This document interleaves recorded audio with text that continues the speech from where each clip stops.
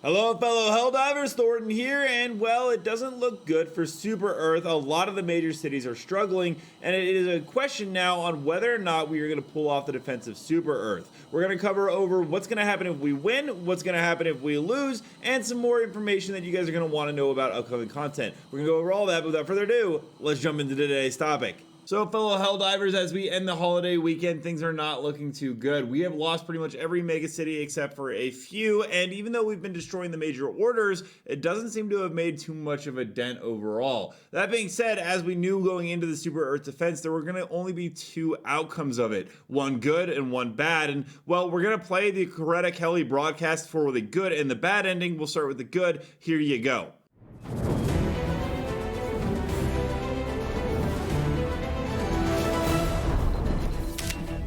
Good evening. I'm Coretta Kelly with momentous, joyous news. We've just received word that Illuminate forces have withdrawn from Super Earth. The defense of Super Earth has succeeded. The battle is won.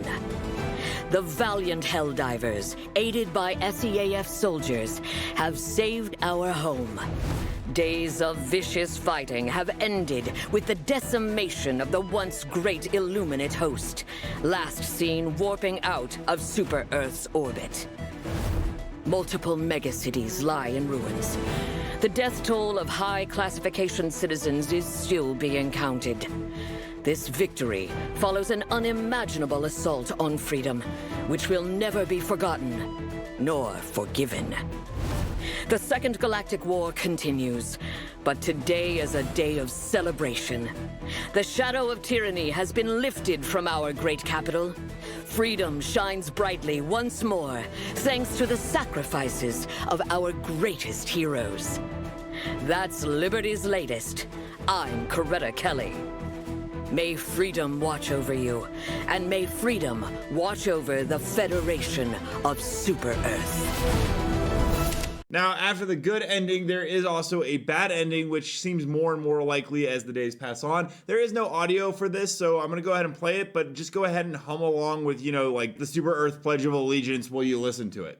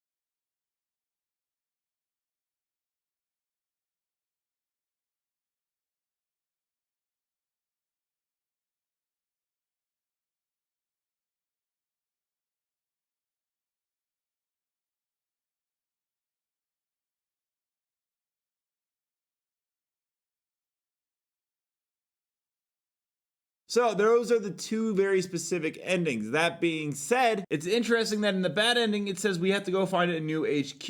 And today, we're going to discuss the new planets that have been found in the files that could lead to it, along with, well, the Super Earth Presidents is safe. What does that mean in terms of, are we going to get a new one soon? Tier 5 NPC went ahead and gave us a bunch of content on the Helldivers League subreddit. And first thing we're going to go over is in the planetarium. Now, what you are seeing in the screen right now is a gallery of many planet previews that have yet to be released and integrate the galactic war fronts. Mostly are foreshadowed, tempered, and arid bases, you can tell here. There's a lot of cool ones. I really like the snow-based layout one. The jungles seem pretty interesting, and it will be ideal when we finally get Super Earth in. There's a couple that look very stormy, which means we might get new planetary effects. And overall, I think these look really, really fantastic. It reminds me a ton of the Star Wars universe, with each planet having a very specific biome, but these are generally what we can be expecting. It looks like like we have some good news about what kind of leaders we're going to be electing. In fact, this video, I was able to freeze frame here, and it says cast your votes, do your duty, vote for your leader of choice.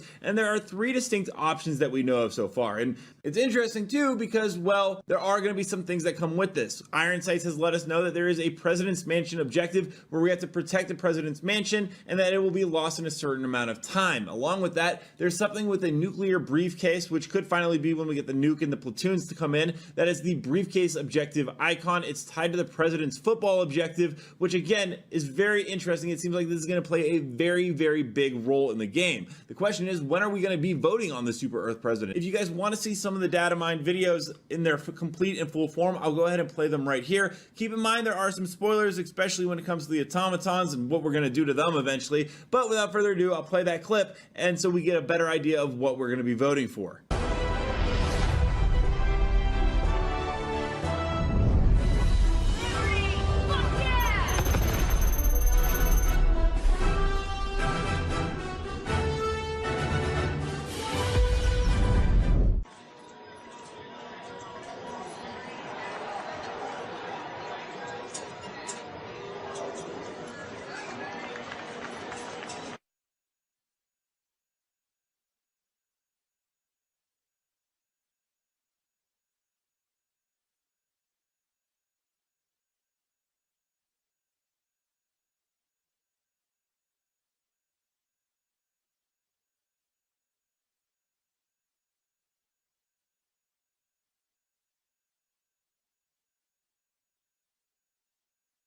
I hope you guys enjoyed hearing everything about Super Earth and the different planets we could visit in the near future and the planetarium. Now we're going to go ahead and jump into some community clips. Don't forget to send me any that you guys want me to play on screen or in the videos at Thornton Smash on Twitter. But without further ado, let's roll the clips.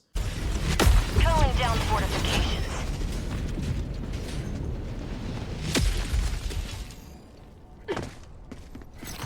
Follow me. Calling down a sentry. Tagging location, northwest. Follow me.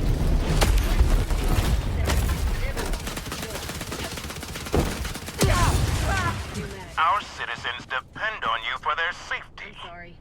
I'm sorry. Dead. What? It's fine, I've got it. I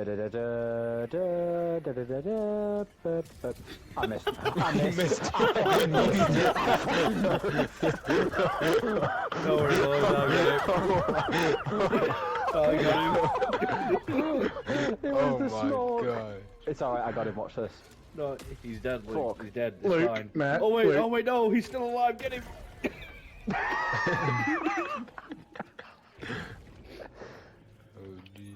Let me know down below, what are your guys' thoughts on the current battle for Super Earth? Do you think we pull this off, or do you think it's going to get harder before it gets a little bit easier? Also, don't forget to check out this video right here where I cover more news on Helldivers on the daily. And until next time, everyone, thanks for stopping by. Keep spreading managed democracy.